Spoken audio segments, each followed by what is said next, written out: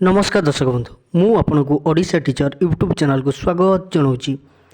चलतु डिस्कसन करवा 2013 मसीह आसी आपणकर ओटीईटी पेपर 1 क्वेश्चन जो आसाला आपणकर एमआईएल 30 टी क्वेश्चन 30 टी आपण जानते 10 टी क्वेश्चन आपणकर पैसेज रु आसता है आउ 20 टी पेडागोजी एवं ओडिया ग्रामर आसता है।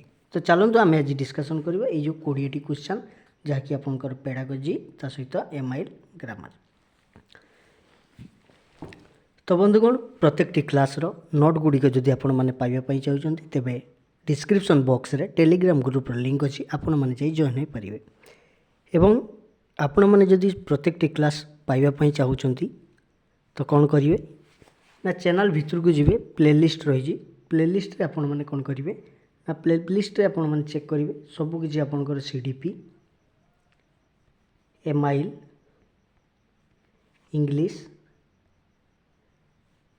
मैथ सबुगुड़िक प्लेलिस्ट होगी अच्छी आपण मैंने जाई देखिपारे। तो चलतु डिस्कसन करवा आज क्लास टी। निम्नोक्त मध्यरु प्राक प्राथमिक स्तर में विद्यार्थी माने मातृभाषा माध्यम शिक्षा ग्रहण निमंते केउ उक्तिटी प्रयोज्य नुहे। ऑप्शन नंबर ए गद्य पद्य व्याकरण पत्र लिखन दरखास्त इत्यादि लेखिबारे साहाय्य करे। ऑप्शन नंबर बी वक्ता और श्रोता मध्य थिबा संपर्क को दृढ़ीभूत करिथाय। ऑप्शन नंबर सी संस्कृति रीतिनीति आदर्श परंपरा विषय रे ज्ञान लाभ करिथाय। ऑप्शन नंबर डी धाड़ी अनुपात इत्यादि रक्षा करी लेखिबारे सहायता करताय। तो ऑप्शन नंबर 1 एवं ऑप्शन नंबर 4 मध्य आपण कन्फ्यूजन हेबे नहीं। यार सठिक आंसर कौन हो ऑप्शन नंबर 4 धाड़ी अनुपात इत्यादि रक्षा करी लेखिबारे सहायता करिथाय। क्वेश्चन टी को भल भाव देखि नेबे यह आपण मानक पई बहुत इंपोर्टेंट ओटीईटी रे एमती ही कंफ्यूजिंग क्वेश्चन पड़ी थाए।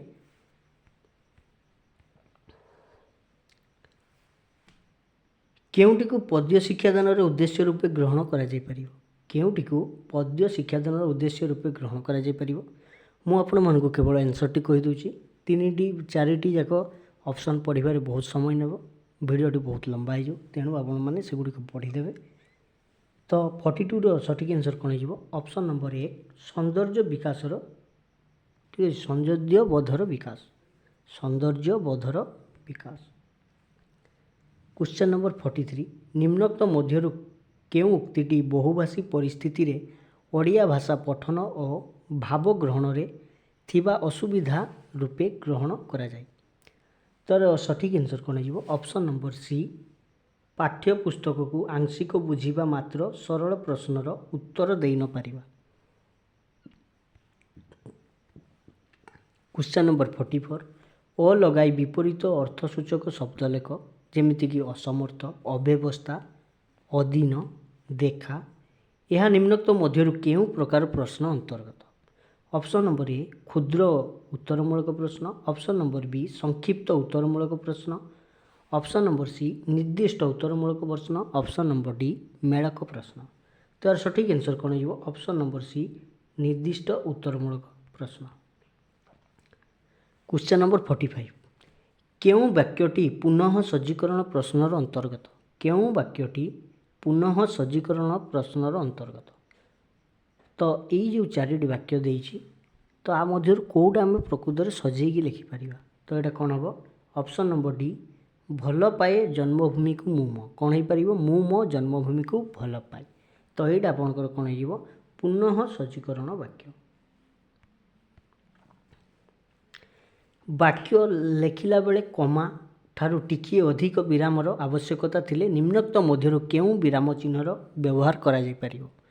जेतेबेले आम वाक्य लिखुचे कमा ठारू जदि आम अधिक जिनस चाहूँ ताले आम कौन करि परिबा ना ये दे परिबा ऑप्शन नंबर बी सेमिकोलन देवा। ठीक अच्छे सेमिकोलन दबा।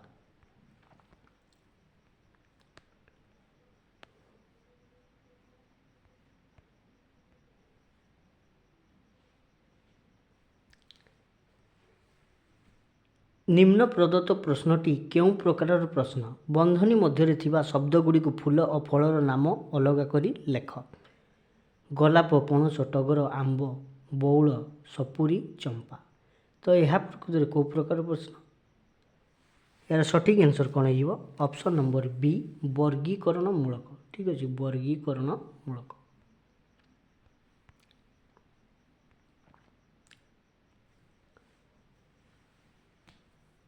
प्रथम श्रेणी विद्यार्थी को केतेक अक्षर लेखा चार्ट दे अक्षर गुड़ी को जोड़ी नूतन शब्द गठन करने को कहुगला यही प्रक्रियाटी को डैश कहुए।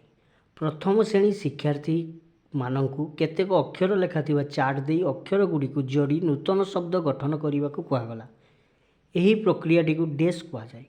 तो सठिक आंसर कौन हो ऑप्शन नंबर बी चिह्नटीकरण। ऑप्शन नंबर बी चिह्नटीकरण। शिक्षार्थी मानक भाषा अवबोधन दक्षता वृद्धि निमंते निम्नोक्त केउं प्रकार पठनटी आवश्यक। शिक्षार्थी मानकर भाषा अवबोधन दक्षता वृद्धि निमंते निम्नोक्त केउं प्रकार पठनटी आवश्यक। ऑप्शन नंबर ए नीरव पठन, ऑप्शन नंबर बी द्रुत पठन, ऑप्शन नंबर सी उच्च पठन, ऑप्शन नंबर डी दलगत पठन। तो यार सठिक आंसर कौन हो ऑप्शन नंबर ए नीरव पठन।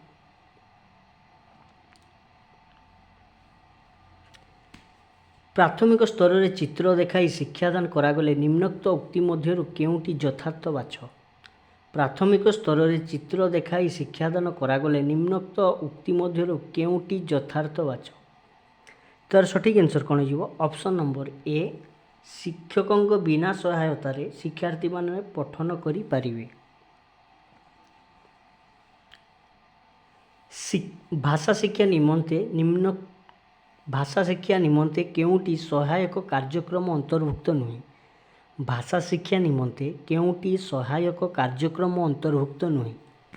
ऑप्शन नंबर ए शब्दांत खेल, ऑप्शन नंबर बी शब्द गठन खेल, ऑप्शन नंबर सी बनान खेल, ऑप्शन नंबर डी लुडो खेल। तो मन रखिए सठिक आंसर कौन हो लुडो खेल। भाषा शिक्षा निमंते लुडो खेल कौन आवश्यकता रही किसी भी नहीं। आम अंचल भूमिरूप प्रसंगटी पढ़ाइबार विशेष उद्देश्य कौन हम। आम अंचल भूमिरूप प्रसंगटी पढ़ाइबा विशेष उद्देश्य कौन हम।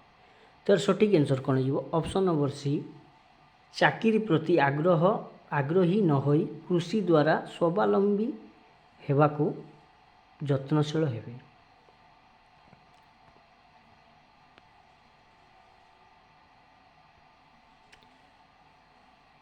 बारंबार संधि विच्छेद कौन हम। बारंबार संधि विच्छेद कौन हम 12 युक्त 12।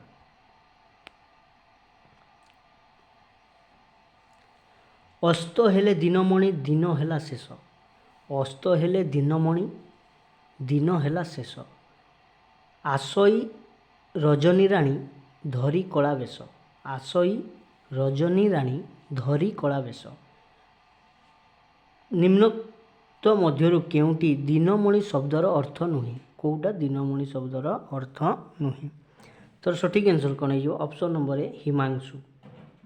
हिमांशुटा आपंकर दिनमणि शब्दर अर्थ नुहे। अगत्या शब्दर अर्थ कौन। अगत्या जो शब्द रही यार अर्थ प्रकृत कौन। नगण्य, निबिड़, बाध्य होई, अविदित। तो सठिक आंसर कौन हो ऑप्शन नंबर सी बाध्य होई। अगत्य शब्दर अर्थ कौन ना बाध्य होई। नई गला आपे मता कविता पढ़ाइबा द्वारा पिलाए केउं विषय ज्ञान आहरण करिवे। नई गला आपे मता कविता पढ़ाइबा द्वारा पिलाए केउं विषय रे ज्ञान आहरण करिवे। ऑप्शन नंबर ए गपबधूंको विषय रे जानी परिवे। ऑप्शन नंबर बी अनंतंक विषय रे जानी परिवे। ऑप्शन नंबर सी गपबंधु अनंतक विषय रे जानी परिवे।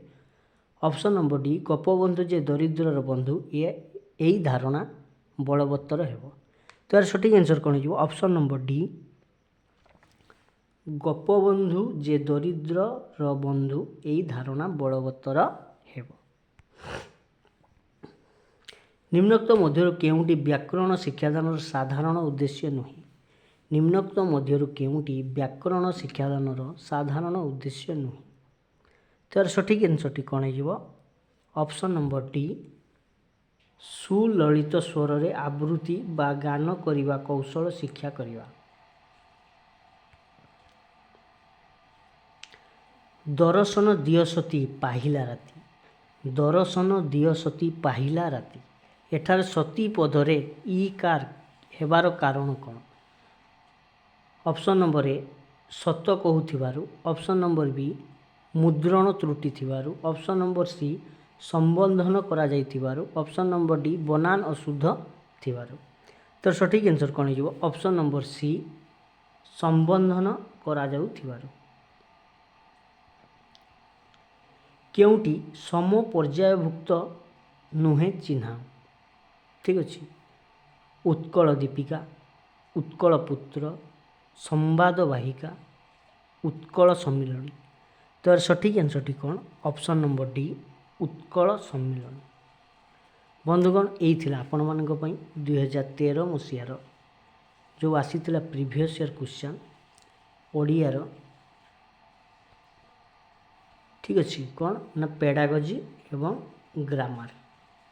ପେଡାଗୋଜିରୁ ଆପଣଙ୍କର 10ଟି କ୍ୱେଶ୍ଚନ୍ ଥିଲା, ଗ୍ରାମାରରୁ ଆପଣଙ୍କର 10ଟି।